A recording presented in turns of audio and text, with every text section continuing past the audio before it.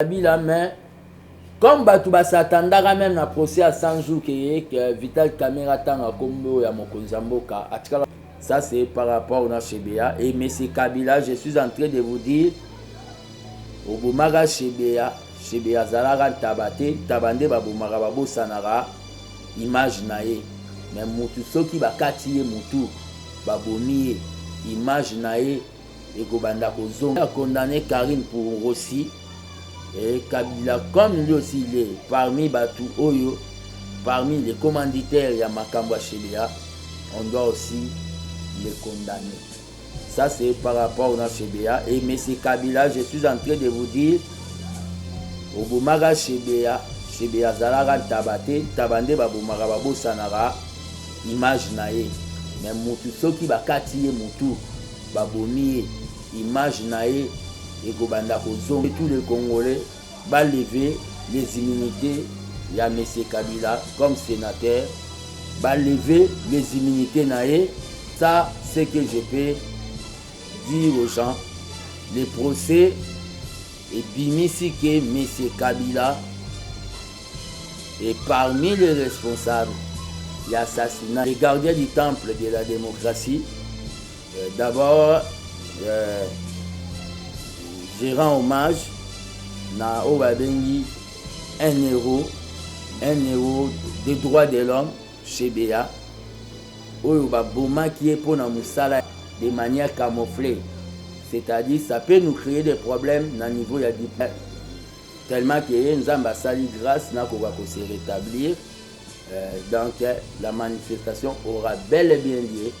Mais cette fois-ci, la manifestation et kozala pena o babengi motif ya kosenga démission et destitution ya madame Mercier na ba député révolutionnaire oyo ba renversa qui majorité de Kingakati, majorité de l'autorité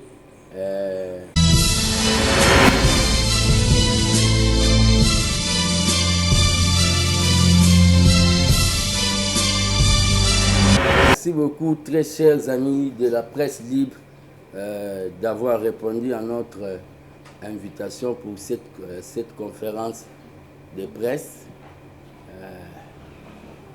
Comme d'habitude, toujours reconnaître soutien à Bino au besoin apporter à moi, un jeune leader, gardien du temple de la démocratie, l'élève du Sphinx, Tshisekedi du Nouveau Testament, Seigneur de la rue, comme les gens aiment m'appeler. Aujourd'hui, l'actualité du moment, quelques points d'actualité du moment. Comment vous souhaitez, au lieu de ça, Moussala Nabino Yaki journalisme, mais tout le baka, quand il y a des choses à dire, c'est ça. Un leader politique. Notre père inspirateur Tshisekedi, le père, dans une année, lui parlait au moins 2 fois.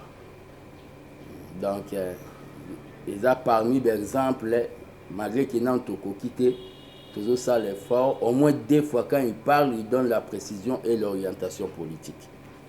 D'abord, on a remercié l'armée des bâtisseurs tshisekedistes, ABT, association au sein de l'Union pour la démocratie et le progrès social UDPS. Et donc, vous remercie d'avoir répondu à notre invitation.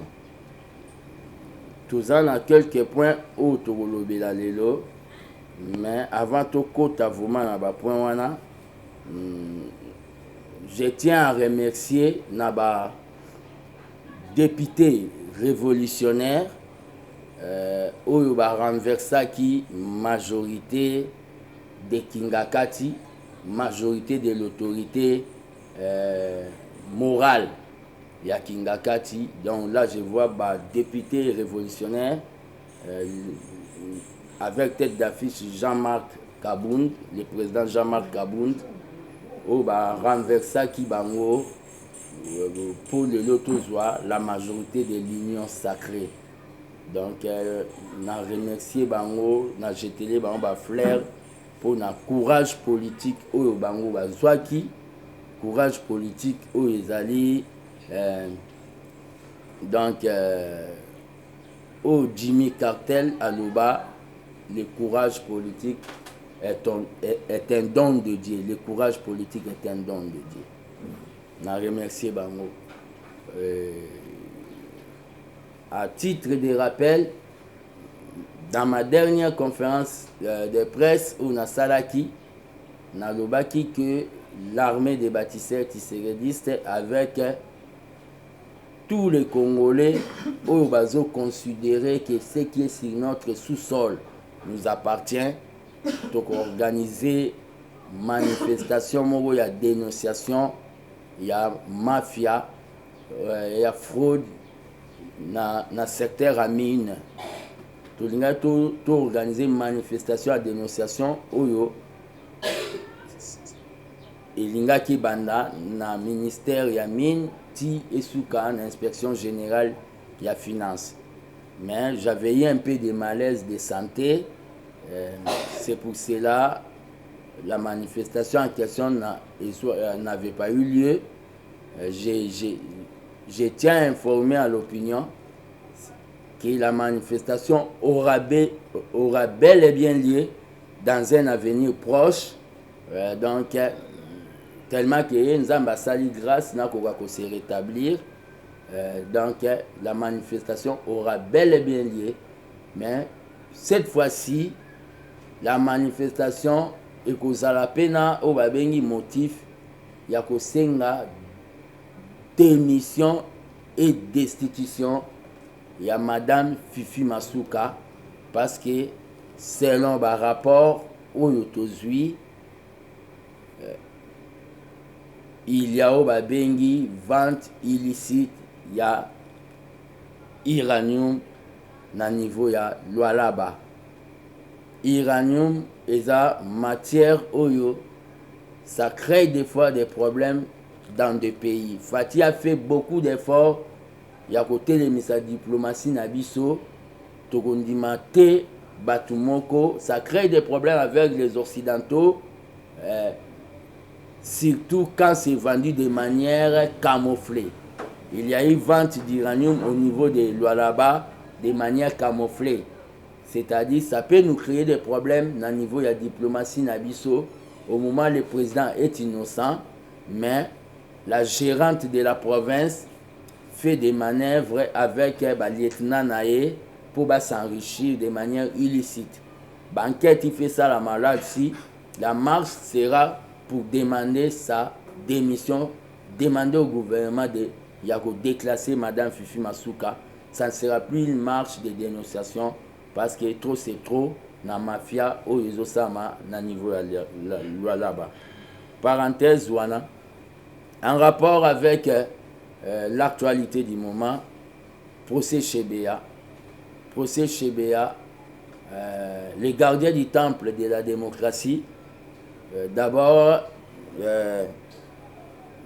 je rends hommage na Obabengi, un héros des droits de l'homme chez Béa oyo baboma qui est pour na musala ya peuple. Comme j'ai souvent l'habitude de le dire, quand on vous tue pour une cause juste, sachez très bien que même ceux qui procèdent salami le loté et que salama même pendant ma petit-fils nayo. Donc c'est ça ce que je peux dire aux gens. Les procès et bimisi que M. Kabila est parmi les responsables de l'assassinat de Chebea. C'est pour cela nous demandons, je demande au nom de tous les Congolais, au respect de la vie, parce que la vie est sacrée, je demande à tous, au nom de tous les Congolais, de lever les immunités de M. Kabila comme sénateur, de lever les immunités naé comme sénateur, c'est-à-dire de lever les immunités de M. Kabila comme sénateur pour akoka kozala juger na instance il y a justice. Batumsu Bagomona est impossible, mais dans la vie, l'impossible n'existe pas. Nul n'est au-dessus de la loi si on est vraiment dans un état de droit. Nul n'est au-dessus de la loi. Va lever les immunités. C'est un citoyen comme tous les autres citoyens. Il n'a pas le sang chocolat, il a le sang rouge comme nous tous. Ça, c'est par rapport au Chebea. Et M. Kabila, je suis en train de vous dire, au Bomaga Chebea Zalaran Tabate, Tabande Babomaga Babo Sanara, image nae.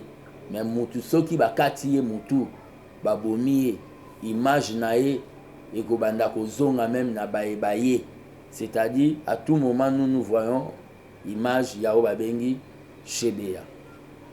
Et à part ça, procès Chebea, côté Wana, nous demandons, Kabila doit passer, il est responsable, on l'a cité, ça avait traîné, on a eu à condamner Karine pour Rossi, et Kabila, comme lui aussi il est parmi Batu Oyo, parmi les commanditaires Yamakamba Chebea, on doit aussi les condamner. Si on ne les condamne pas aujourd'hui, comme j'ai l'habitude de le dire, le jour que Dieu va me faire grâce, parce que c'est lui qui élève, le jour que Dieu va me faire grâce, je deviens président de la République, je vais activer le dossier pour qu'il soit condamné s'il est vivant. Même s'il est mort, on va le condamner parce que même Moutou, va condamner même Moutou, na tombo naï. Ça c'est une précision qu'on a donnée. Et c'est ça là, na président Bosso. Donc, ouais, par rapport à Malubo Baloba Makiana, tout simplement, on sait que bango basala o babengi maturité quoi. Papa Mbosso a se comporté peu comme papa. On comprend. A se comporté peu comme papa. Azalato babengi mira eko so bagangi yazonsia. Denis Sesanga malgré prise de position na etoana na o babengi démocratie. Azal émotionné te na prise de position na ye. Aye baki tozalaki ensemble des fois azal na moi babengi moi ba réserve peut-être na ba propos misusu akoki ko ala ko lubana kata hémicycle français langue Voltaire il a kisi nango mayele été pe sagesse. À cause de sa sagesse, na ba français na yane bela lobaka. Jimmy. Tellement. Pourquoi question nous a qui limité à le président Félix et Kabila. Ouais, na Kabila mais comme batu basatandaka même na procès à 100 jours que Vital Kamera tanga kombo ya mokonzi mboka atikala otanga ngote batu banda s'attendre na. Na ebi place au batanga kombo mokonzi. Et on va sous l'impulsion du chef de l'État. Sous l'impulsion. Déjà il accusait indirectement. Non, vous avez dit, vous avez cité les nombres. C'est ce qui est contradictoire, sous l'impulsion. Les 100 jours, c'était sous l'impulsion, mais il y a des gens, Bagafagi Nango. Cela n'implique pas le chef de l'État. Les gens attendaient que Vital Kamere, n'abesprit Mabe Nabango, attanga Kombo ya mokonzi mboka. Je dois vous dire quelque chose. Côté Mozolo Bake, combattant IDPS, c'est une minorité de gens qui ont manifesté. Cette minorité, comme on a appelé le drapeau IDPS, mais commandité par le FCC. Tout le monde a appelé. Le camp Kabila de Kingakati n'aime pas voir Vital Kamere répémer le président de la République. Ils peuvent aussi commanditer des gens là-bas manifester pourquoi il est libéré. Maintenant, on répond de grand à principe à la démocratie. La démocratie, c'est la loi de la majorité, protection de la minorité. Ils ont droit de manifester. Mais ce n'est pas le président de la République, c'est la justice. Question, volée à question, M. Zanini. Il n'a pas sacrifié la base.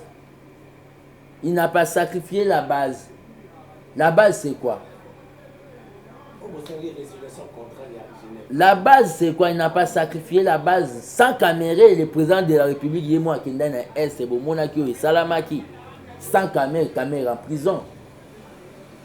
Mais j'ai fait voir aux gens que dans la réalité politique, il y a des leaders, il y a des contrées.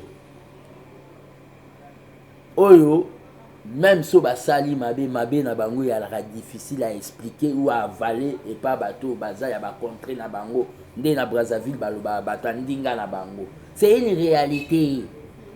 So moni mutune zuma koti na kaso pour na ba femo bu ba bimisie na kaso parce que il est politicien aussi chef coutumier. Ils ont senti que l'Afrique d'ici pouvait devenir instable. Wane ala ki parenthèse na sali. Eza matière mobo eza matière mobo pour na ba bébé politique té. Côté on est dans répondre. Aux hommes la manifestation, je vous dis, vous pouvez voir des gens avec des t-shirts de l'UDPS manifester contre décision Mouezouami, injurier Fatih a trahi. Ne dis pas que ces gens-là engagent le parti. Hein. La machine de Kingakati peut imprimer aussi des t-shirts de l'UDPS, envoyer les gens dans la rue manifester. César, je peux vous répondre. Merci mon amour, fils Mokoko. César Kamot. Première question. Concernant Fifi Masuka.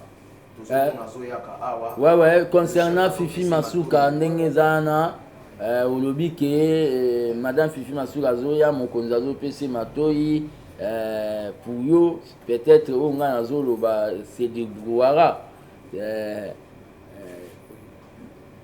Nazo continuer Koloba. Moi, je suis un combattant. Je suis un combattant, son amoni mabe. Tout qui est dans l'élection. Le président vient de faire une réunion avec Denis Kadima. Mbongo wana a financé l'élection Outa. Et Outa a ba minéré na biso. Pour na lingi glisse matin, les acharnements vis-à-vis à Madame Fifi Masuka. Kokuta na mokonzamboka kokuta na mokonzamboka te nga etalinga te so na timbe de à côté moko ezolumba solo. Maintenant, tenir informé que dans le 29e conseil des ministres, le président assis à Pesaki instruction bakora ko enquêter pe interdisa ki o babengi octroi ya permis d'exploitation. C'est kayoka pe fils mko. Parce que avant bango bakota réunion nga tenait des point de presse avant le président ayoka ipengai. Oyo akokutana na Madame Fifi Masuka eza na cadre na bango ya ba gymnastique na bango d'état mais o nga nazo le besoin intérêt ya ba peuple Lualabin, c'est-à-dire na lo ba pona bango. Voler mususu question ezalaki par rapport à lever ba immunité à Joseph Kabila. Tout le monde a un scénario et Salemaki. Par rapport à lever scénario à Matata Mponyo, mon frère de la presse, na oye biso loko moko. Biso na on a eu des pestes à l'année loko moto le baka. Tellement bon lui des pestes vaincra. Compagnon nanga prison Rosimu Kenyalen et le mo aloba que le peuple gagne toujours. Le peuple gagne toujours, c'est-à-dire, ils ont le principe à foi.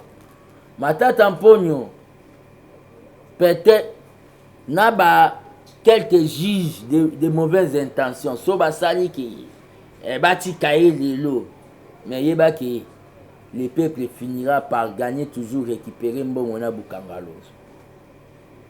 Kabila, il faut avoir la foi.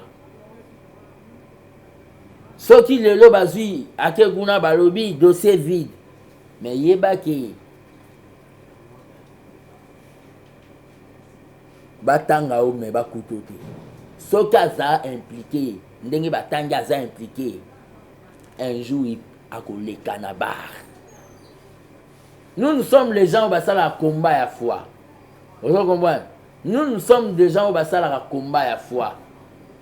Donc, côté on a quoi on a répondu aux questions sous le lobby, il y a ministre. Voilà des questions Souka. Vital Kamerhe au lobby que justice mutesali musala nango biso nyonso toyebi ndenge bakandaki kosenga liberté provisoire bavocat na ye moko mpona état de santé na ye ntango ezalaki bien te. Pourquoi avoir attendu ces moments pour repérer une liberté provisoire pendant que Yozo justifié kaka Vital Kamerhe a un dos en maloba à maîtriser à quoi. Non, le problème qu'il y a, ça traînait parce que la justice voulait que ça traîne, voulait bah ça va pour parler naïe. Et la justice va ça va pour parler naïe, bah moni aussi vu son état de santé va libérer. Tout ça ni. Mais parole non le bah que Vital Kamerhe a un don. Il y a parole. Nazo s'adresser na agitateur. Entre guillemets, il y a eu des pèses. Oh, on a autour qu'à confrère Nabino moi lobby qui va tumba qui va piner. Vous comprenez? Nazo s'adresser na bamba que il faut pas oublier les bienfaits. C'est-à-dire, il faut pas oublier aujourd'hui considérer Kamerhe de Satan, le but te considérer qui est de quelqu'un de Messi Pembe Nabiso. Non. Moi, je ne suis pas ingrat. Oh, Nazolo Banabatu, des agitateurs, on est à s'adresser là-bas. Aujourd'hui, sur gelé, contrat, Toyoga qui est non 27 000 tonnes, or le ministre namibien. Bamakambo bazoya rolo banabatu na ebite bamamwana balobana na batu na gouvernement ba ba ke tokomango na ba papier. Na boke na ba gymnastique communicationnelle ya gouvernement. Na boke na ba gymnastique communicationnelle ya gouvernement. Na ça c'était ministre local ya leka ki assuré de lo ba communiquer comme bima le 31 peuple a koyoka ba communiquer en até. Peuple il fallait pour ministre assuraki. Ce qui peuple a lié na ba fête oyo ministre il faut démissionner. Ministre économie il faut démissionner. C'était